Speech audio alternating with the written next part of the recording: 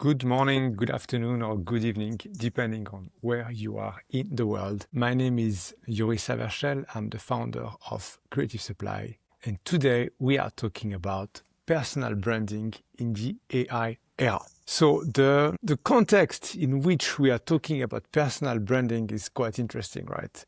We're talking about anything from inflation to AI job displacement, deepfake, self-promotion all over the place, social media saturation, and so on. And yet, in the middle of all of this, my understanding is that you are joining this session because you want to maybe launch your own business, you want to attract high-value opportunities, you want to build authority and influence, be inside or outside your company, or maybe you are simply transitioning careers and you realize that what got you here won't get you there. For all these reasons, the topic today is going to be about personal branding, and what I have prepared for today's session is hopefully quite complete. I want to say a few words about personal branding and kind of where it comes from and what we're talking about. Then we're going to do a zoom on the AI era and what it means actually, and what are the new challenges that comes with AI, but also opportunities. And then a few words on how to do it, right? What is the approach, the mindset,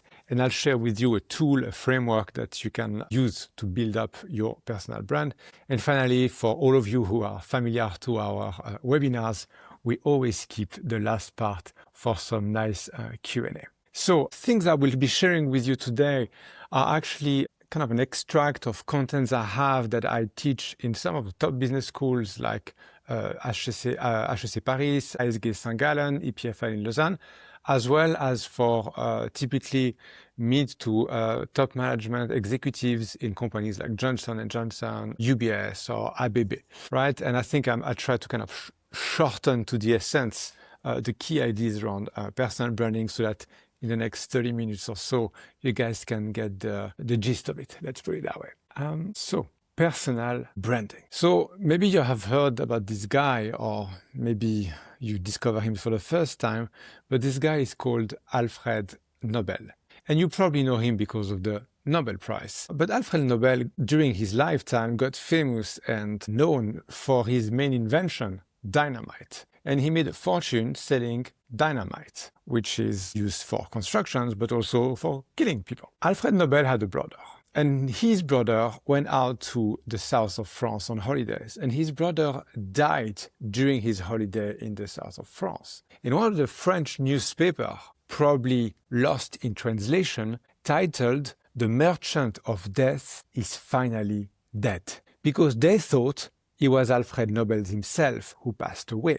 Allegedly, when Alfred Nobel heard about this, he thought for himself, well, I don't want to be the guy, I don't want my personal brand to be remembered as the guy who made a fortune inventing something that killed people. And that's what kind of triggered him to pledge most of his money to create the Nobel Prize. And today, when we think about Nobel, nobody is thinking about dynamite, but everybody is thinking about physics and peace achievement. And lately, about some of the presidents that believe they deserve one too. Personal branding per se is not a new thing. And probably the best personal brander of all times is Julius Caesar himself. Julius Caesar was very good at managing the opinion of the crowd, of the people, about himself. And when Julius Caesar was in Gaul, in France, right, with all his conquests, he was slowly losing power in Rome. And that's why he wrote this book, The Conquest of the Wars of Rome, of Gaul, of Gallico, in order to showcase his influence in France back in Rome. So he was already actively creating content, spreading news about himself in an effort to manage his personal brand. And his personal brand was all about power, control, and relevance to the Empire of Rome. So it's not a new thing. The term itself raised during the early 2000s with the internet and social media, but the notion of actively managing your reputation and influence, it's not something new. And actually, we could even say it's very connected to corporate brands themselves. Some of the words you see on the screens are all very known brands, the Peugeot, the Ryanair, and the Nestle and the Honda of this world, but actually all of them are family names. So there was a time where if you would create a brand, you would simply put your family name out there and basically saying, I trust the product I sell with my name. That's why I put my name on it. Over time, that notion has kind of separated, except maybe for fashion designers or design-led types of activities or high-end consulting. But for most of the case, this has become two separate things. However, it's the same idea. It's about managing a name's influence and making sure that the promises that that name has is actually kept and people trust that name. If you trust Honda to produce the car, you will trust them to produce your bigger car or your scooter.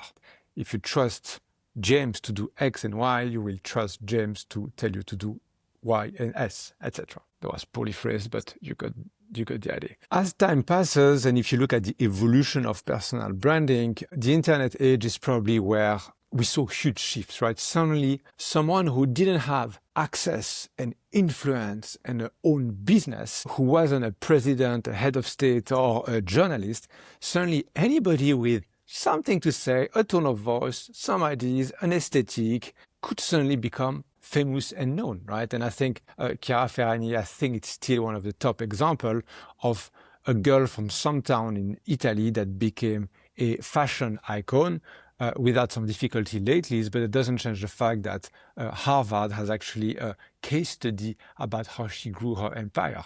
And all of this was about building up her personal brand online in the early 2000s. So obviously we are in 2026 and don't think that having a cool account on Instagram will make you an influencer anytime soon, because it got so crowded that we will see we need a bit more than that, good and bad. Another kind of challenge that is impacting the way we build our personal brands, and I think that has become really, really important since COVID, is the globalization age, right? As we know, we work more and more across countries, across nations, etc.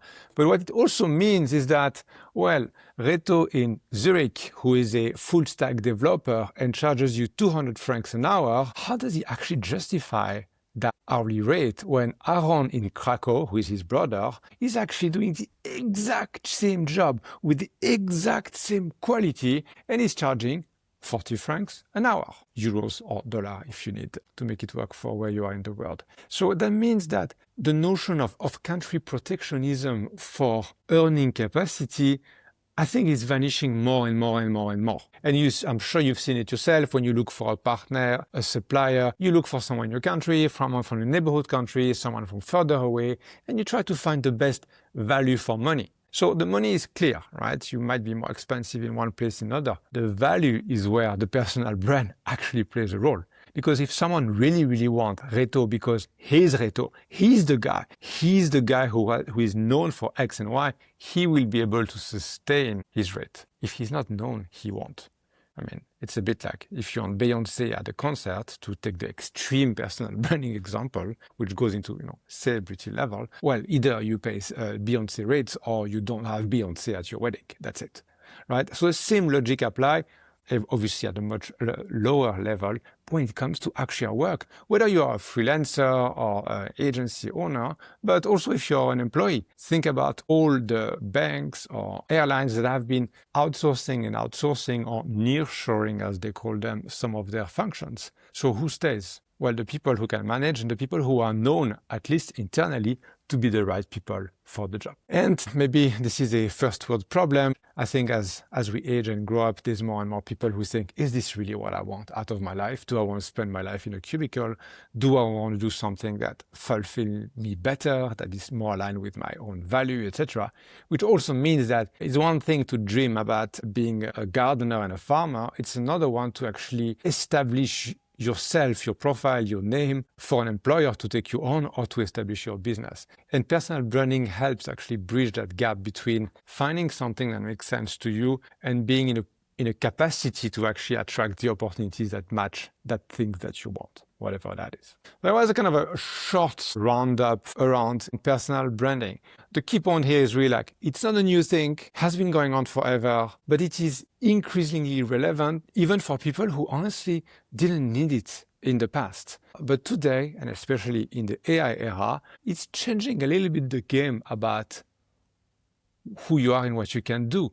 especially knowing that competence alone is probably not enough in a lot of jobs, right? If you're a copywriter, or if you are just a picture editor, or if you are a bank clerk, arguably an accountant, legal researchers, all these types of functions are a threat. And we know this, we learn this in the news. AI is not gonna tie your shoes anytime soon, so we still have a lot of time until things really, really change, I think. But it's eroding the margin, just to be clear.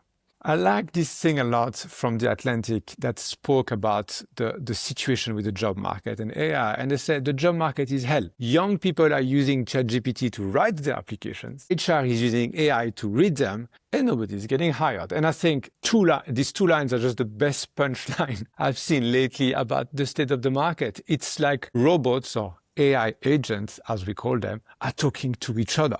And we act in the background as if they're doing the job for us, but actually the value created in many cases, and I'm sure you have seen it, is actually zero. So from an AI age point of view, how do we kind of break through this? Because clearly this is not a game you can ace, right? I'm sure if you have a CV and you want to find a job, of course you ask ChatGPT and Gemini to tell you how to improve it, to fix the typo, and to phrase your achievement better. But guess what? Everybody's doing this. So it's no longer a competitive advantage. It's just a key success factor in the age of AI. It was new 2 years ago. Today, it's standard hygiene, the same way you brush your teeth in the morning. In the age of AI, and I did that kind of self-promoting example here, but just to show you, I think what's really happening, and I'm sure you've done this, you're about to meet a business partner, a client, your future boss, and you're 3 minutes into the meeting, you say, actually, who's that person? So you type in and say, hey, I'm about to meet Yuri Savershel. Give me a brief about him. What's his background? What's his project? What are his area of interest? What are his news, etc.? And then in that case, Claude, give obviously a very good summary of who that person is. Now, it's very useful if you're looking for someone's background. But if you are that person being looked at, you cannot hide anywhere, because absolutely every single piece of you with your name online is going to be crawled, as you know, and brought together in one place. So you need to control the information, right? You need to know what's getting put out there and where.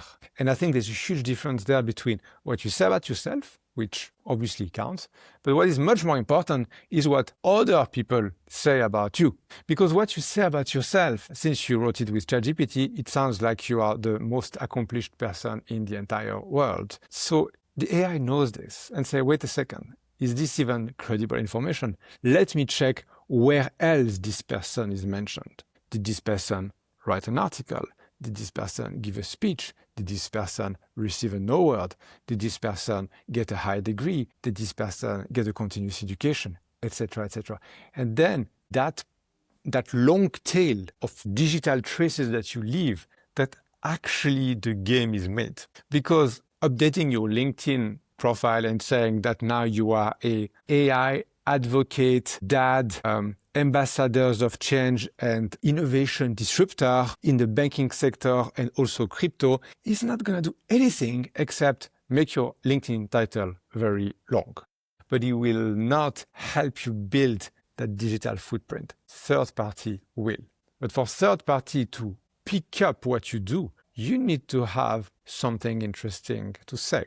Because if you don't, why would anyone pick up that about you? So in a way, everything has changed, and honestly, nothing has changed. Because it comes back to substance. If you think long term, do you have a core substance that's relevant and that adds values to others or not? And if the answer is not, or you're just riding on some trends of the week, you're not going to build a personal brand. You're going to get a LinkedIn post that gets a bit more view than usual. I think these three AI kind of challenges that are really important to mention, because I don't want to make it sound easy, because actually it's not. I think competence is harder and harder to demonstrate. In the past, if you were able to articulate well your thinking and what you do and how you would approach something, for example, if you think in a B2B context, not many people would be able to do that.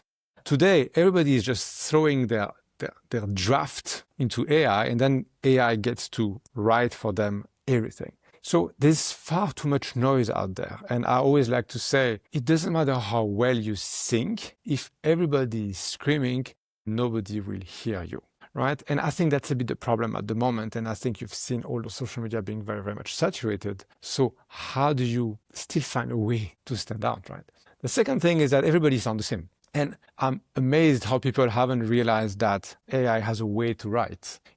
It's not an evolution. It is a change of paradigm. If you read something like this, it's AI. The long M dash has become synonymous for use of AI. Hyperbole have become very much linked to AI. And the more you have of those, it's just the less interesting it is to read because you don't even know if there's a real intention behind any of the content. And talking about content, well, too much.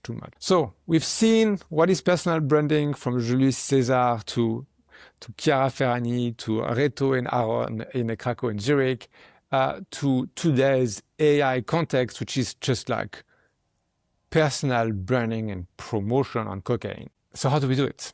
How do we approach this? How do we think about this? What's the best way? So some of you, when you hear about personal branding, you might think about something like this. It's about selling yourself. Now, if we were in a room together and I was asking you to raise your hand and ask you who likes to sell themselves, my gut feeling is that probably 2 or 3 hands would go up, but most of you actually really don't want to sell yourself. And honestly, you're not a vacuum cleaner. There's not like a discount on you for the month. So selling yourself is not personal branding. Selling yourself is lowering your own sense of value, arguably. The stronger your personal brand is, the less you have to sell yourself. Think about it. If you go to Hermes and you want to buy a Birkin bag, this is their conditions. You have to wait, you have to pay an atrocious amount of money, and maybe you get one with the wrong color. Same goes with your personal brand. Hermes can do this because their brand is strong. If now I just launch a new handbag brand out of the blue, nobody will want to buy it. So I will have to sell that handbag brand. So when it comes to ourselves, it's really about building up brand equity, if we use the jargon, in a way that opportunities come to us. But obviously this is not going to happen overnight and with just one LinkedIn post. So just to debunk a couple of myths about what personal branding is not. So I just mentioned the first one, the more needy you are, the less you're going to be able to attract opportunities. And, it's like people who start networking when they need a job. And you meet the people and like 20 seconds into the conversation, they said, by the way, I would be very interested in joining your company. Do you know if there is any job opportunities? Who likes job seekers, really? Don't build up your personal brand, your network when you need it. And most importantly, don't be needy, because your personal branding is not about extracting value from others. It's a lot about bringing value to others. We'll speak about this later. So this is the hard one for the hard worker among you. I'm smart. I show up every day. I do a good job. I stay up night. I came over the weekend. I went beyond my job description, and I really do a good job. Like I'm really doing a good job. Like I'm conscious about my work, etc. Well, congratulations. You have the right to be in the game. Because if you're not capable of doing a good job, don't even think about building up a personal brand, right? But it's doing a good job will just get you to get, let me put this nicely, exploited or used by other people who have the capacity to actually build their personal brand and their personal influence. Because at the end of the day, editing an Excel file, coming up with a brand statement, writing a positioning statement, or any of this, there's a lot of people in the world that can do it. But there's very few who are known to be able to do it. And that's where the difference really is. And hiding yourself behind the big names of a big company isn't going to build your personal brand. It's part of it, right? If you're ex-McKinsey, an ex-Googler, or ex-Accenture, or ex-Goldman Sachs, those are names that carry weight on their own. But don't be a franchisee. The same way McDonald's doesn't own the operations that they have. And if you actually run a McDonald's, you don't own the McDonald's brand, right? As a restaurant, actually there's the restaurant owner. Never forget that when you work for a larger company, you want to find a way to build up your own profile that is not 100% dependent on one company. Unless you are 100% sure that this is all you want and that this company is going to be here forever. But in my experience, I see a lot of people in their mid-40s, mid-50s in the seminars I give that say, well, I was with the company for 25 years and now I got fired for downsides and I'm not sure what to do. And that, I think, is a very dangerous place to be in, especially in the dynamic world in which we are, where, one company can be big today and small tomorrow and vice versa. So for some of you who thinks, actually, it's fine, I'm happy I have a job in a big company, it's safe, I don't need any of this, I will tell you two things. One, I'm not sure why you're in this webinar, because it's about building your personal brand. Two, not everybody wants to build a personal brand. Some people are happy to just go with the flow and see what comes. And that's totally fine. Honestly, not me to judge. But if you are serious about building a personal brand, you need to understand that it's more than working for a known company. So how do we bring this together in terms of approach? And what I'm sharing with you here is a model I have developed that I call the personal brand map. And I use this typically with EMBA students or company executives to really help them kind of get an understanding of how to build a personal brand. And I think it comes in layers. The main layers at the center is what I call the brand anchor. Like the way a boat is anchored somewhere. It's like where you are grounded. So it's one idea that connects everything you do.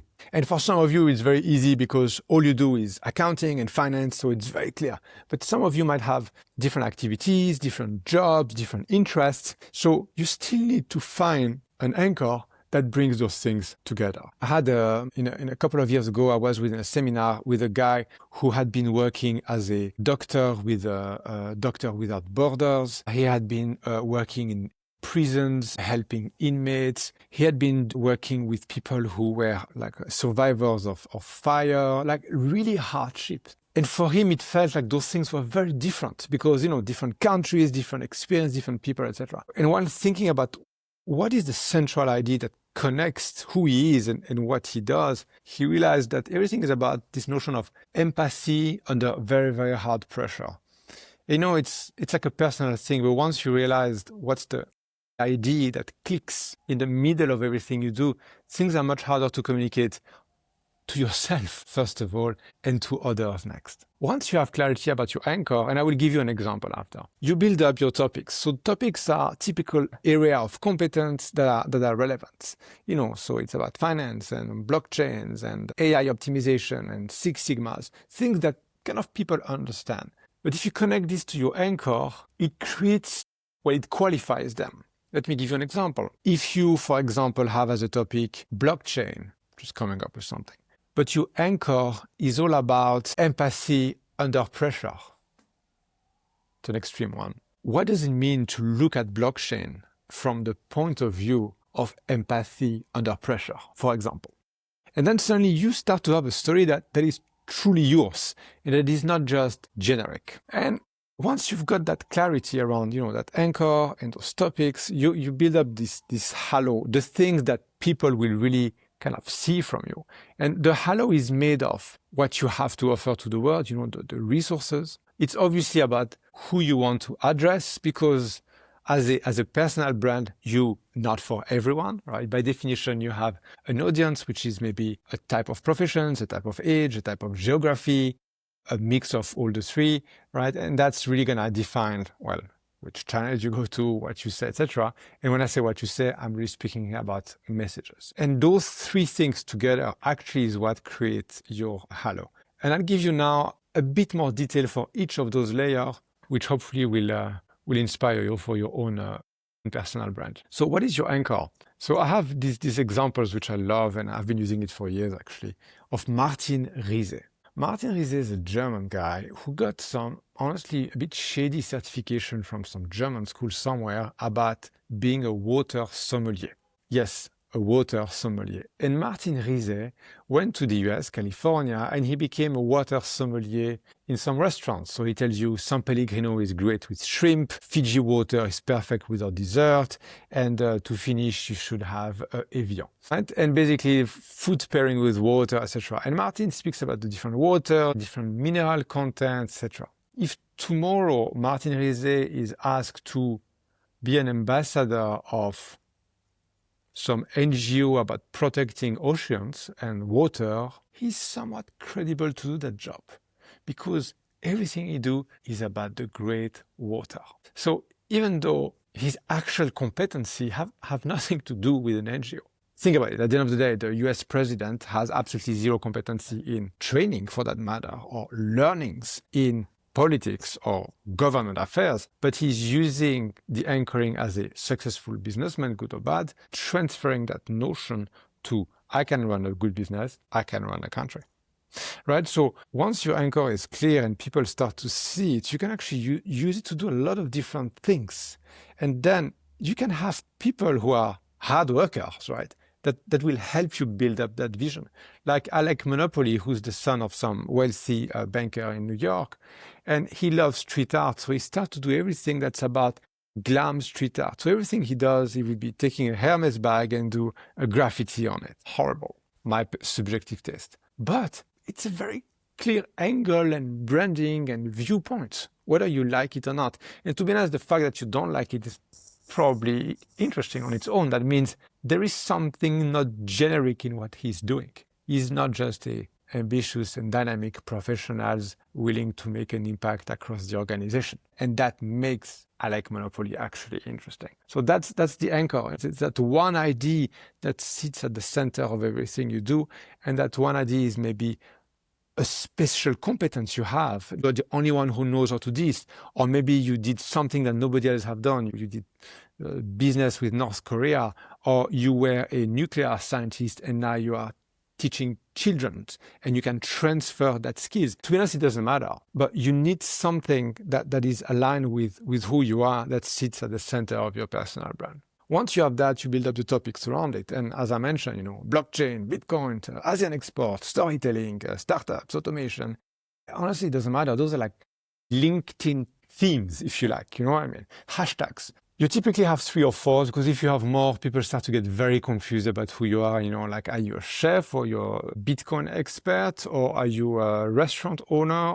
It starts to be very hard for people to see you as an expert in too many different things. If you have too many different things, you need to go one level up. The same way Bernard Arnault is all about, investing in luxury businesses. And yes, that luxury business is about digital, product, manufacturing, and all of those things. So there's a question of hierarchy here of with which level of themes you want to specialize yourself, how much a specialist versus a generalist you are. Some people ask me, what's the difference between a topic and an anchor? Well, it could be both depending on who you are. You could say, everything I do is about startup. I am the startup person. That's my anchoring. Or you could say, actually, no, startup is just one of the topics that concerns me because my anchor is about Asian export. So it's not like one way or the other. It's just you've got to find a combination that works for you. It's a bit like a mobile password, it's just nine numbers, but everybody has a different way to do it.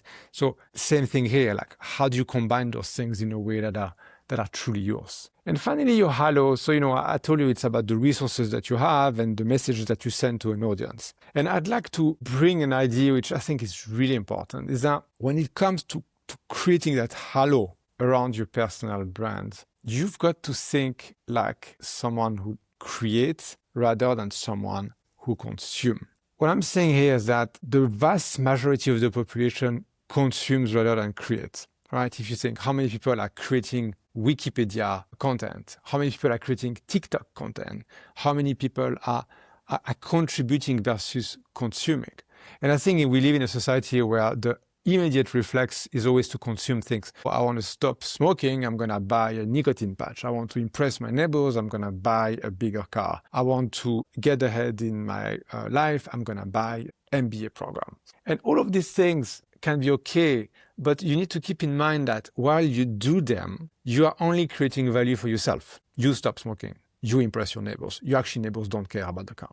But if you shift this and you start to think, what is it that I can actually create that adds value to others? So I don't just watch video, I make them. I don't just listen to podcasts, I make the podcast. I don't just drink the beer, I brew the beers. I don't just read a book, I write one, etc. You get the logic. You're actually adding value to others. And it is in that mechanism, adding value to others, that your personal brand will be built. And you can take any person that you think of that has a strong personal brand, from celebrities, the Roger Federer to the Kim Kardashian, all the way to your colleague who is known to do X and Y, and you will realize that they all create value for others. And yes, Kim Kardashian creates an insane amount of value because she's been entertaining all of us for a decade. And now she's even solving fashion problems for a lot of women out there. So yes, she's creating value. Okay.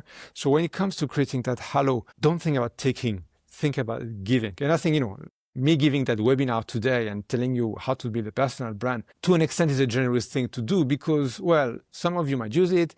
In every single webinar we have, about 5% of the participants are just my competitors. Some of you maybe are here and they just want to know, how do they do this? How do they do that? And then they just maybe copy it or amend it.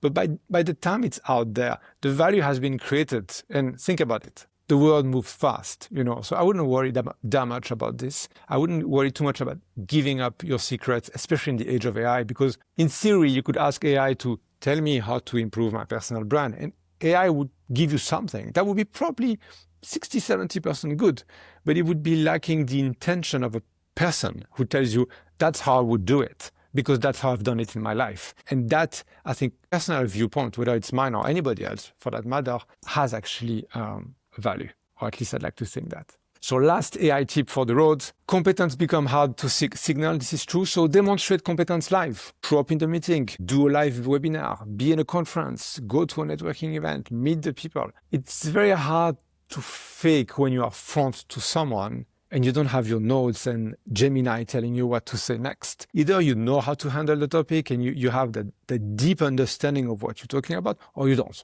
You can fake it while you are behind your screen, and you really cannot fake it online. I'm sure you have sometimes had crazy discussion with people online, and you think that they are very aggressive, and once you meet them in real, they are like little kitten, because real life is harder, right? Everybody sound the same, well then stop drafting with AI. If you have to write anything, write it yourself, edit it yourself, and once you think it's kind of good enough, ask AI what AI thinks, and then you get a feedback, much more valuable, and at least you are true to your voice. And finally, too much content, I mentioned about this, will build up your own IP and use third party to build those social proofs. Because if you create value for others, others will echo that value and the personal brand stay with you. That makes sense. And to kind of close that session, I'd like to leave you with a philosophical quote from Seneca, who tells us basically, if you don't know where you're going on the boat, no wind will ever be good or bad, right? No wind is favorable. If you don't know whether you should go east or west. And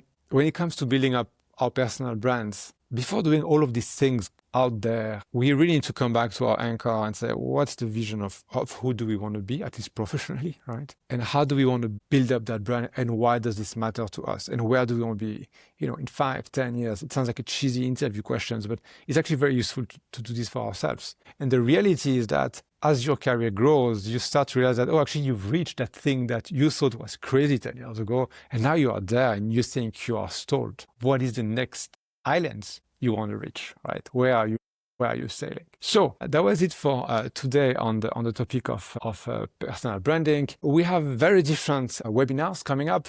The next one is in March, and I'm very excited about this one.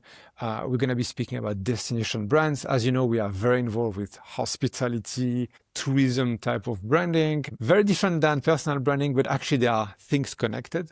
We're going to speak afterwards about how to brand AI companies in April, next generation luxury branding in May, and we're going to speak about hospitality concepts that are resilient in June. We have a private WhatsApp group that you can see on the screen, and feel free to join it as we are now. We share this WhatsApp group only with people who attend our webinars, attend some of the sessions, and we use it to share some info about our next events, sometimes private events. We share with you some insights about branding, etc.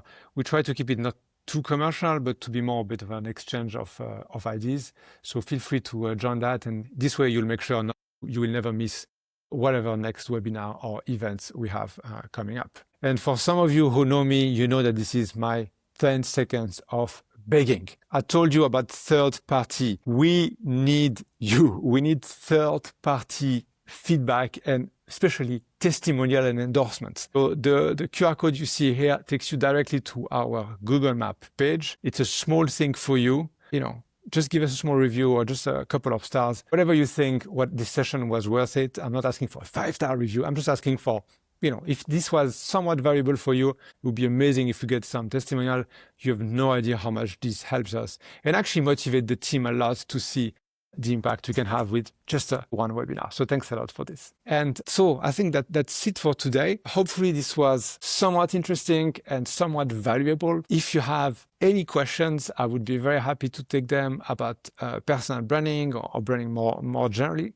And just feel free to write it in the chat, and I will be happy to do that. And while you write your questions, I will do my last commercial action of the day and put the link with our Google Maps page. But this being said, I see there are nice questions and nice. Thank you, Vasilis, for your comment. So Joe's is telling us, as a student, I often feel I don't have enough to say yet. What role do questions and learning in public play in building a credible personal brand early on? Joe, this is an excellent question. And, when I was a student, I kind of thought the same, but you have one thing that none of us have, youth, which means you have a youth point of view. And that point of view, that perspective, we don't have it. We didn't grow up with the same app, with the same cultural references, none of this. And your view, your perspective is where the value is. So you cannot comment on high-end finance and how it has evolved over the past 30 years and why you should do it that way, because you don't have the credibility to do this. But you can comment on those changes from your point of view and what you observe and what you think, and that has value. Don't shy away to do this because, anyway, at the beginning you say something and your mother and your best friend will clap, not many people has. And I think getting out there will help you shape your ideas. I look back at things I wrote 15 years ago and I think this was a bit stupid. And some I'm like, wow, that was actually quite smart. So, just go in. The world is too busy to worry about when you fall. Thank you very much, Agathe. Pauline is telling us, once the personal brand is established, isn't the hard part to let people know about us? Well, they go hand in hand, because having clarity about who you are and what you do and what you offer is actually harder than it seems. And I'm sure that if you ask all your friends and your family, they probably don't know exactly what value you have, except she works in the bank, maybe. And I think having that capacity to really be clear about what you do and where you offer value to others is one big thing. And it's like when a plane takes off. When you're on the plane for a very long time, you are on the tarmac, and it takes speed, but the plane is still on the ground. And then at some point, the plane tilts, and then it's kind of exponential. So building your profile is a bit like that. For a long time, nothing happens, and you have to just keep on grinding, coming up with ideas, meeting people, bringing value, honestly. Maybe you don't want to create content, but then go help your friend's kiosk to do a better job. You don't want to do a YouTube video, but then do a charity event to raise money for X and Y. It doesn't matter. You just have to go out there and create value for others. You could be out of social media and have a very strong personal brand, just to be clear. It's not about digital. Thank you, Sasha, for your word. Pauline, I hope that was somewhat helpful. Philip is telling us, can the system of anchor topics model compare to the vision mission concept, or where do you see the difference? This is an interesting question. I think for me, the vision is something where, it's where you want to go in the future. And maybe you're not even there today. And the mission is how you're going to get there, even though people have argued for the past 20 years about which one is which one in corporate meetings. The anchor and topic, the anchor is more an idea that's timeless. It's something you have today already, maybe not that strong, but you have it, and you want to have it in 20 years because you know that this is what your personal brand is around. Topics are more like accessories. When I started Creative Supply 10 years ago, actually, storytelling was a huge topic. We created a model around it. I spoke a lot about it. And it was new, it was different, it was interesting. Today, the world has caught up. So it's no longer a relevant topic, or at least it's not a new topic, I think. So we kind of let it die off a little bit, So I think the time span of a topic, it's much shorter. So that's probably how I would see the difference with the mission, vision, logic type of things. Any last questions or comment for the road? So Maxence, you explained the personal brand map, mainly from an individual perspective. How would you adapt this map to be the personal brand for a company startup? What are the key differences? Well, I think it depends what role you have within the startup. If you are the founder, at the beginning, your own personal brand is gonna be very important, even just to raise funds, because investor will be putting money in you before putting money in the company. So I think it helps a lot. If in the startup you have more a an operational role, the head of marketing, the head of etc. Your personal brand, I think, is more about getting traction and visibility for yourself, but also to help bring talent in the company. If everybody say, oh, this Maxence guy who's really good, he says very smart thing about finance and fintech. What is this company? Oh, we should join, maybe we should partner with them, etc. So you can actually drive value to your company if your own personal brand is great. And that own value, you can use it when you evolve in your next job, for example. So I think I would see the difference between, whether you're a founder or you have a leadership role within a startup. Yeah. Clémence, would you say that less is more and minimalist branding is key in an oversaturated LinkedIn? Well, I definitely agree that bad content is really not worth it. It's a waste of everybody's time.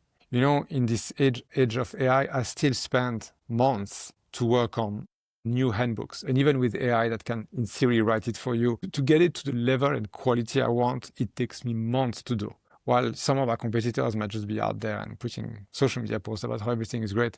We do that as well a little bit, but deep content, well-researched, that show your thinking is worth so much more. So, if you just do one thing a year, you organize one event, you do one charity thing, you do one hackathon, I don't know what it is. It's going to probably have much more value than you reposting what other people are saying every day on Twitter, acting like you are the shit because you know what's going on. You better create real value for real people. And in the age of AI, real value, real words is more precious than ever because digital content is becoming trashed. Unfortunately, but that's the world we live in. So it's not like there's a plan B there. Hopefully that answers your question, Clémence. All right, cool. So last call is to give us a review if that was somewhat useful. Thanks a lot. I thank you very much for joining today's session. Thank you for your questions. This is really always really cool and motivating to see what you guys are thinking about. And if you ever need anything connected to executive personal branding or bring that level of thinking and training for one day in your company, just get in touch with us. In any case, it was a pleasure to have you. And I hope to see you in our next webinar if the topic is relevant to you. Thank you, everyone, and have a good day, good evening, good morning, no matter where you are in the world. Bye-bye, everyone.